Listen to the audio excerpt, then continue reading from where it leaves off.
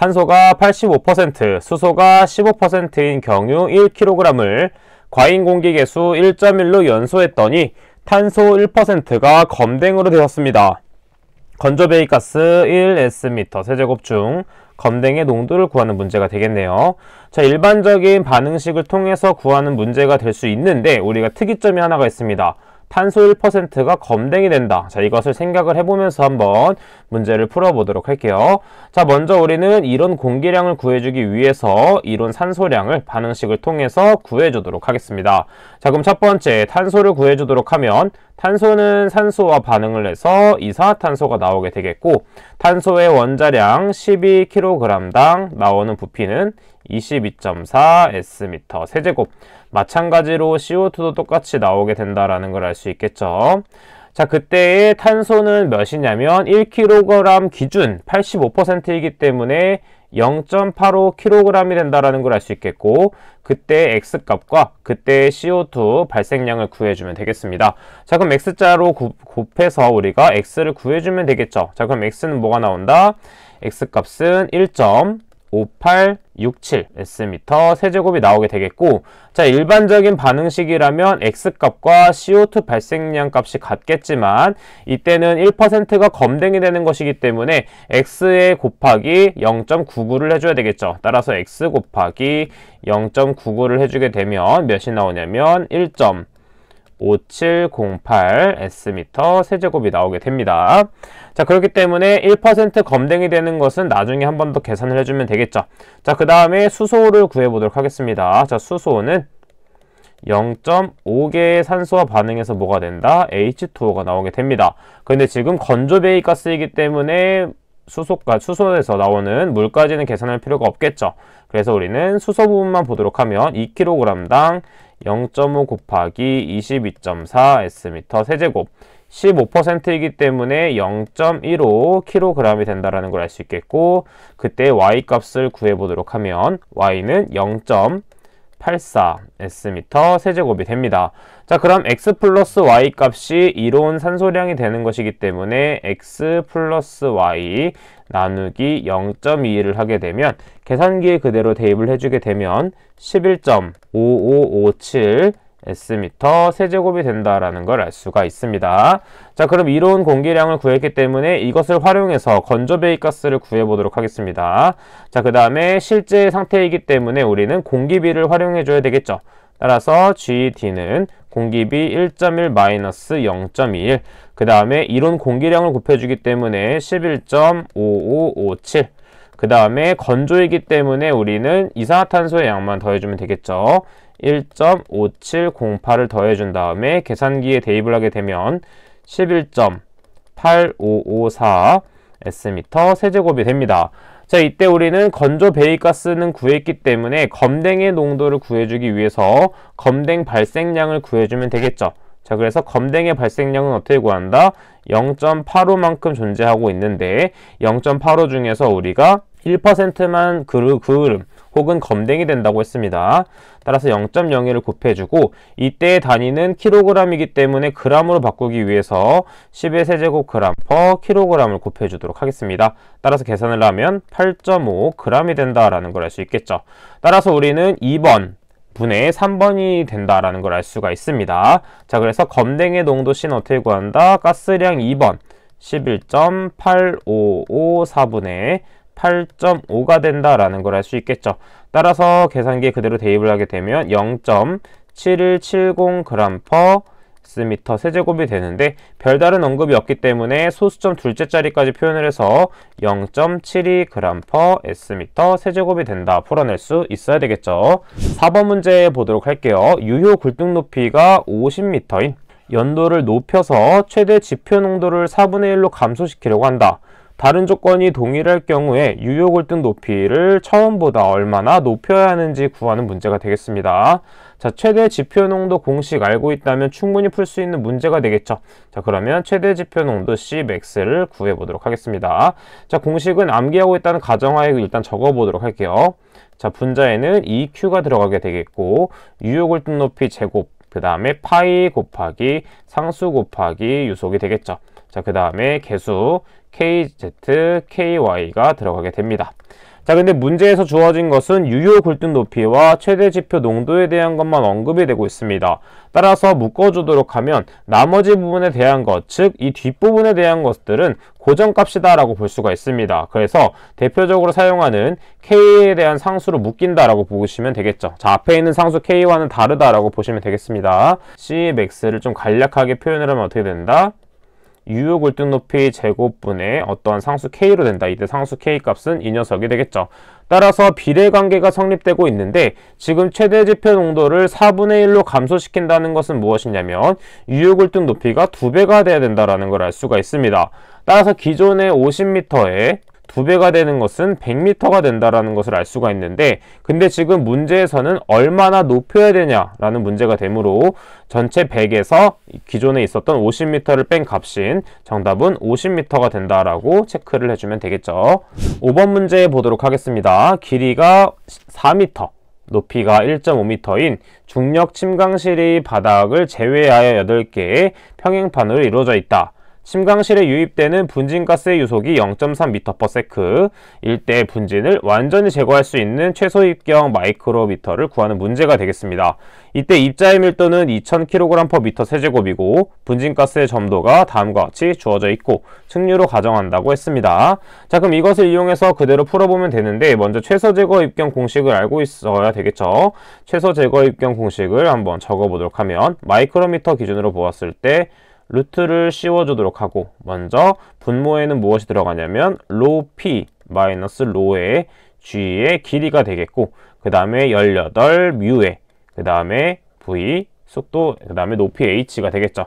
자, 그때 일반적으로 MKS 단위로 맞췄을 경우에는 단위 환산을 하게 되면 10의 6제곱을 곱해줘야 된다라는 걸 알 수가 있습니다. 자, 그럼 첫 번째 MKS 단위로 맞춰주기 위해서는 지금 먼저 점도를 바꿔주도록 하면 킬로그램과 미터는 MKS가 맞지만 이 아워 단위를 시간 단위로 바꿔줘야 되겠습니다.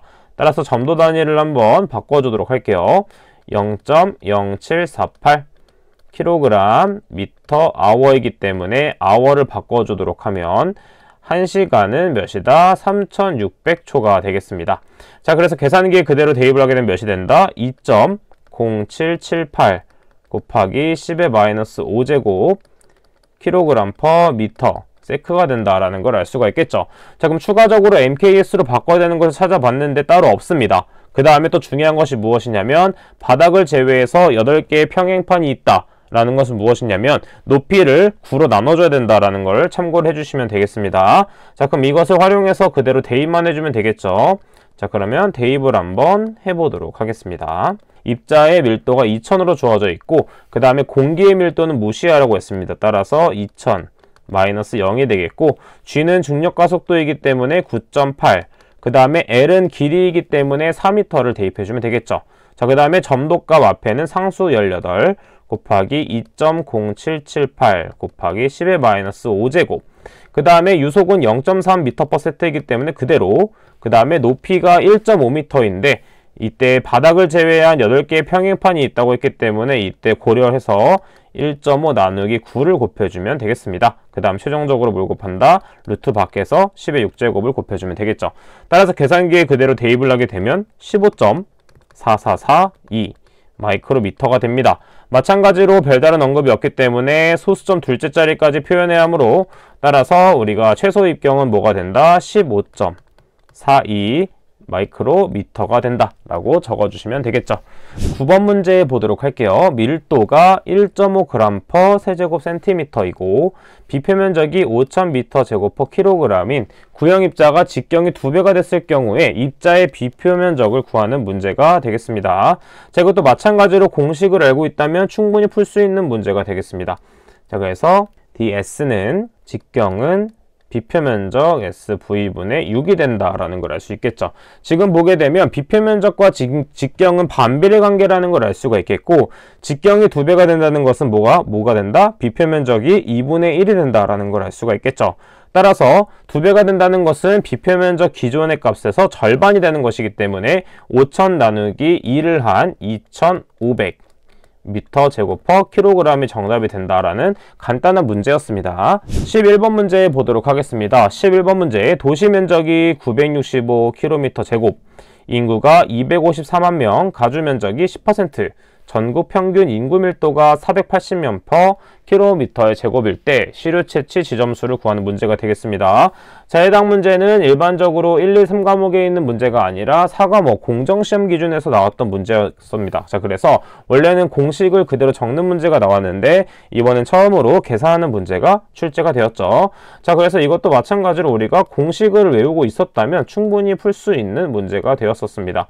자, 그래서 측정 점수는 무엇이냐면 25km 제곱, 그 다음에 그 지역의 가주지 면적, 그 다음 곱하기 전국 평균 인구 밀도,